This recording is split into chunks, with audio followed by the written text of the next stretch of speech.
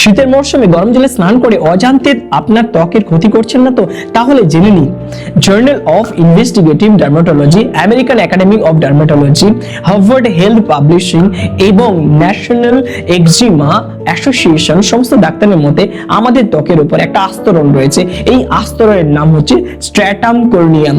এটা হচ্ছে ত্বকের একটি সুরক্ষিত দেওয়াল, যেখানে অনেক লিপিড রয়েছে, যেমন সেরামাইড, কোলেস্টেরল, ফ্যাটি অ্যাসিড। এইগুলো কি করে? ত্বককে আদৃত করে রাখে এবং বহিরাগত যে সমস্ত সংক্রমণ জীবাণু রয়েছে সেগুলো থেকে রোধ করে।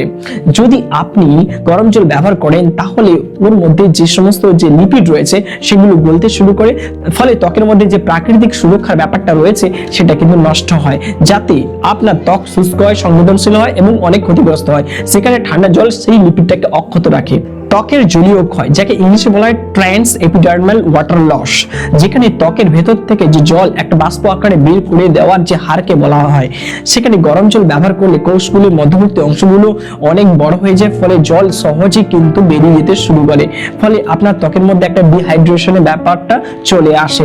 সেখানে স্বাভাবিক জলে কোষগুলো নিজেদের মধ্যে সংযোগ দৃঢ় রাখে, ফলে ত্বক অনেক আর্দ্রিত থাকে। আমরা জানি ত্বকের নিচে অসংখ্য সূক্ষ্ম রক্তনালী রয়েছে, যেগুলো হচ্ছে তাপমাত্রা সংবেদনশীল। আর যদি গরম জল ব্যবহার করা ওই নালীগুলো হচ্ছে প্রসারিত হয়, ফলে সেখানে লালচে ভাব তৈরি হয়, ফোলা এবং জ্বালা যন্ত্রণা তৈরি হয়। সেদিক থেকে স্বাভাবিক ঠান্ডা জল রক্তনালীকে সংকুচিত করে আর ত্বককে সুস্থ রাখে। প্রদাহ ও ইমিউন প্রতিক্রিয়া, ত্বকের মধ্যে প্রদাহ ইমিউন প্রতিক্রিয়া সৃষ্টি হয় কিছু রাসায়নিক দ্রব্যের কারণে, যাকে বলে সাইটোকাইন। এই সাইটোকাইন অর্থাৎ আপনি যদি শরীরে গরম জল ব্যবহার করেন তাহলে কিন্তু IL-1 এবং TNF আলফা নামক এক রাসায়নিক দ্রব্য নির্গত হয়, তার মাত্রা বেড়ে যায়, যার দরুন এক্সিমা এবং ডার্মাটাইটিস বাড়ায়। স্নায়বিক প্রতিক্রিয়া, চুলকানির প্রভাব। আমরা জানি যে ত্বকের মধ্যে প্রচুর পরিমাণে স্নায়ু থাকে। এই স্নায়ুগুলো কি করে? সংকেত বহন করে নিয়ে যায়। আপনি যদি গরম জল ব্যবহার করেন তাহলে TRPV1 রিসেপ্টরস গুলো সক্রিয় হতে শুরু করে, যেটা চুলকানির সংকেত বহন করে নিয়ে যেতে সুবিধা।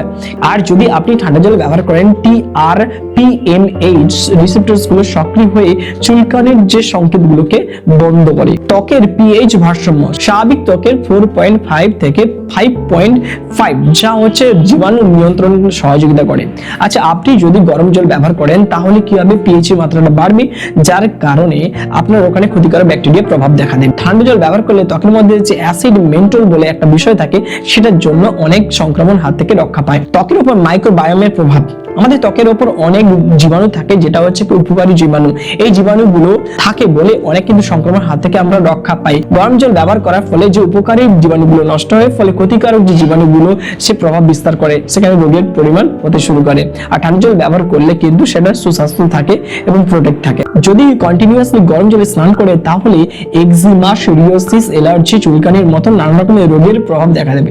সেখানে স্বাভাবিক জলে স্নান করলে এই সমস্ত রোগের উপসর্গগুলোকে দমন করে। সেই কারণে স্বাভাবিক গরম জলে বা কুসুম গরম জলে স্নান করাটা উপযুক্ত মনে করেন বিভিন্ন ডাক্তাররা। এ থেকে বোঝা গেল যে আমরা ত্বককে তখনই সুরক্ষিত রাখতে পারবো যখন আমরা ব্যালেন্স করে চলতে পারবো। এই ভিডিওটি কোনো না কোনো ভাবে যদি আপনাকে সহযোগিতা করে তাহলে অবশ্যই কমেন্ট বক্সে কমেন্ট করে জানান এবং লাইক করবেন। আর এই ভিডিওটি যদি ফেসবুক পেজ থেকে দেখেন তাহলে হচ্ছে ফলো করে দেবেন, আর হচ্ছে সাবস্ক্রাইব যদি এই নতুন ভিডিওগুলো পাওয়ার জন্য।